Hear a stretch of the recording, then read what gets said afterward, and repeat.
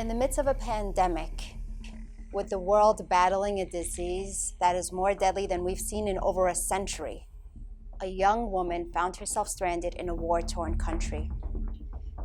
She was experiencing a high-risk pregnancy, and she was supposed to be back home in New York before the delivery for a pre-scheduled surgery.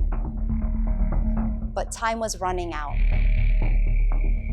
Her delivery date was approaching, and yet she found all avenues of return blocked. This is the true story of one Muslim American family from Yemen. This young woman, pregnant with twins, feared for her own safety as well as the safety of her unborn children. The picture couldn't have been bleaker for her and her family, and that's when they reached out to CAIR-NY for assistance. Unfortunately, this was not the only American Muslim in need of dire assistance. COVID-19 forced Yemen to close its borders for travel overseas. At the same time, Trump's Muslim ban prevented Yemeni nationals from coming into the US. This situation forced Yemeni-Americans to go to Yemen to see their family members.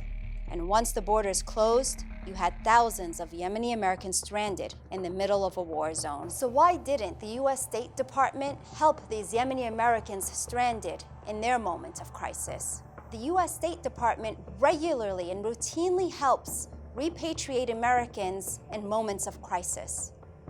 As a matter of fact, in the first 6 months of 2020, from January to June of this year, they boasted over 101,000 Americans who were repatriated back into the US from 136 different countries with over 1,000 flights.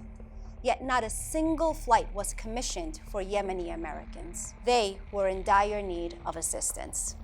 Unfortunately, this was not the only Muslim American family suffering. Maryam al-Ghazali was also pregnant with her 4th child. And Maryam also found herself stuck in Yemen, although she too was a US citizen. Why? Because when borders closed, Maryam couldn't get back into the US. And to make matters more complicated, Maryam unexpectedly gave birth early out of a trauma from an airstrike in Yemen. Maryam found herself unable to obtain a passport for her child. And the US government told her that she could come back into the country, but she would have to leave her child, the newborn, behind in Yemen.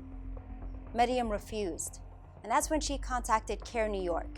To this day, we are looking for a solution to bring back Maryam with her child back home into the United States. Meanwhile, as far as the Muslim sister with the high-risk pregnancy, Alhamdulillah, CAIR-NY was able to assist her, and she got back in time for her surgery as she was able to board the first flight out of Yemen. With so much advocacy and hard work and resources, we've been able to repatriate hundreds of Muslim Americans with 3 flights that have come from Yemen thus far. Please support CAIR-NY's work to bring back families that are separated.